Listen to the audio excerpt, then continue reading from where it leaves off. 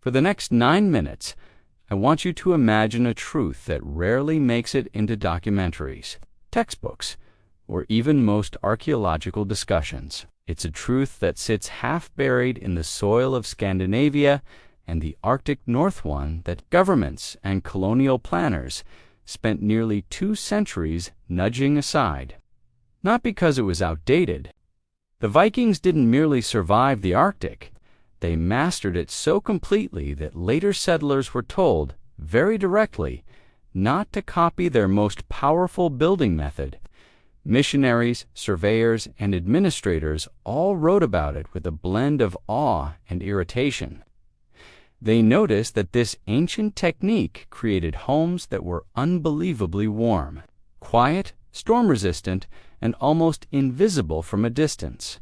And that kind of independent shelters that needed no imported fuel, no repairs, no supervision, and barely showed any smoke was something authorities in remote regions didn't want spreading.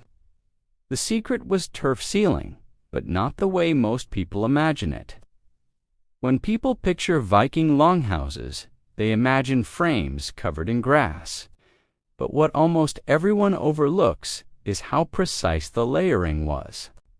Viking builders cut sod in uniform blocks and stacked them meticulously with alternating layers of roots, compacted soil, and dense vegetation. The result was an outer shell nearly half a meter thick, a natural insulation system that rivaled modern soundproofing and thermal design. These walls didn't just keep out the cold, they blocked noise. Wind, one of the biggest threats to body heat and sleep cycles in the Arctic, became almost non-existent indoors. During storms, a turf-sealed home went silent. Even today, if you stand a few meters away from a reconstructed longhouse during high winds, the structure seems to disappear into quiet.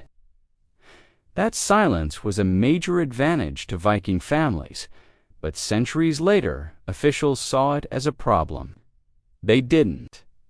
T wants settlers living in self-contained structures that blended into the landscape and could barely be located by sound or sight.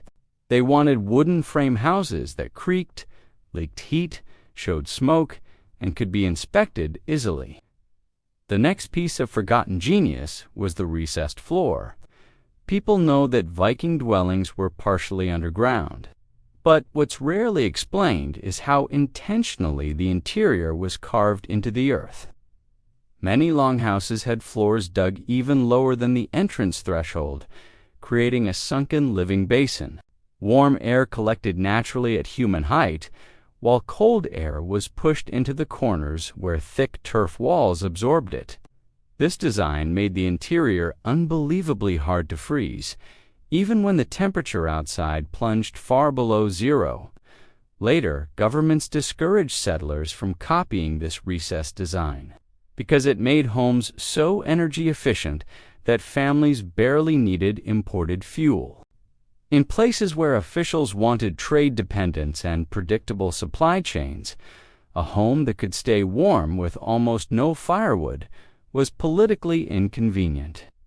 But for today's survivalist, the lesson is simple. Even a shallow pit inside a tarp shelter or dugout can trap heat and dramatically increase warmth. Yet another ingenious feature of these homes was the roof. People imagine big chimneys or open smoke holes, but Viking roofs were nothing like that.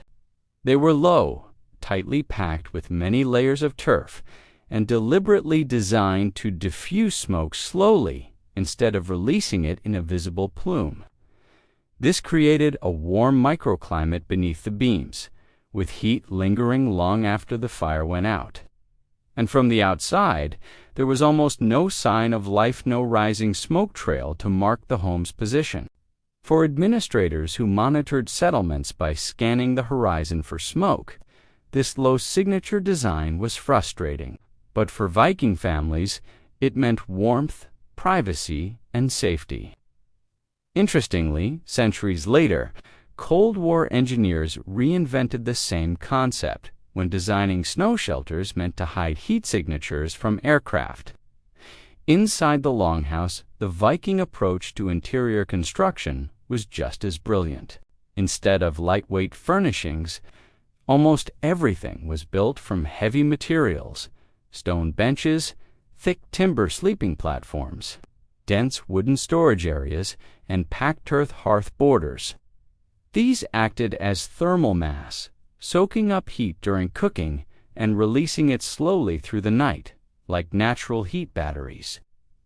When colonial powers introduced lighter furniture, settlers unknowingly lost this benefit and had to burn more fuel to stay warm.